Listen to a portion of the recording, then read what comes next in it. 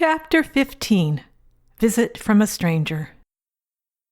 After trudging across campus one morning, I happened to enter the dorm lobby, and guess who was sitting on the couch looking perfect in his casual BYU t-shirt and jeans? I stood there with my eyes and mouth wide open, gulping for air. Johnny Valentine had traveled 283 miles to see me.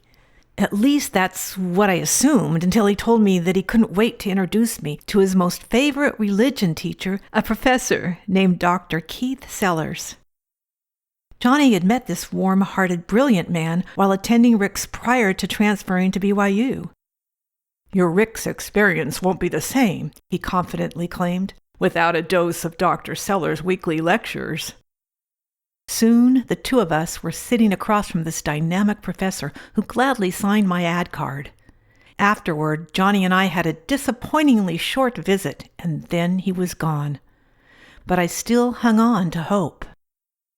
Maybe Johnny's visit was an excuse to see me, I thought.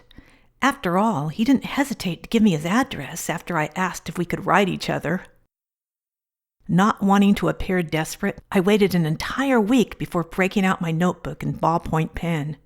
I then constructed a 5-page detailed account of all my adjustments to country living. After slipping my essay into a pastel envelope, I held my breath and carefully placed it into the mail.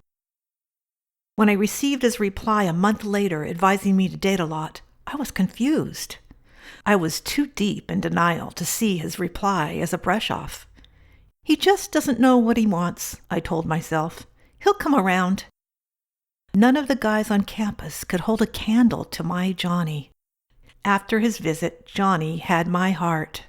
He was always in my head. I saw no point in dating.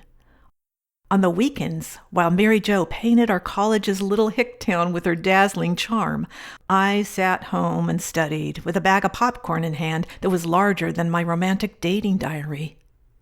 6 months later, on a cold February day when the campus was covered in a thick blanket of snow, I received a letter from my mother. I ripped it open with eager anticipation. As my eyes scanned the first line, my whole world turned black. Johnny Valentine is engaged to be married. He's found his wife at BYU, and a June wedding is in the works. In disbelief, I stared at the stabbing words that marked my fate, written ironically in lovely blue ink in my mother's own perfect handwriting. Tears streamed down my cheeks as I dropped the pages to the floor, threw on my Alaskan parka, and took a stroll in the crisp 30-degree weather.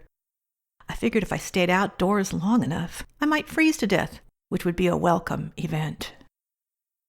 As I look back on this time, I could blame no one but myself for my refusal to face the reality of unrequited love. At age 19, self-love and self-awareness were not on my vision board. Just purity vows and eligible bachelors. Chasing a mirage, I was the mirage. Someone without substance or form. And the closer one got, the less one saw.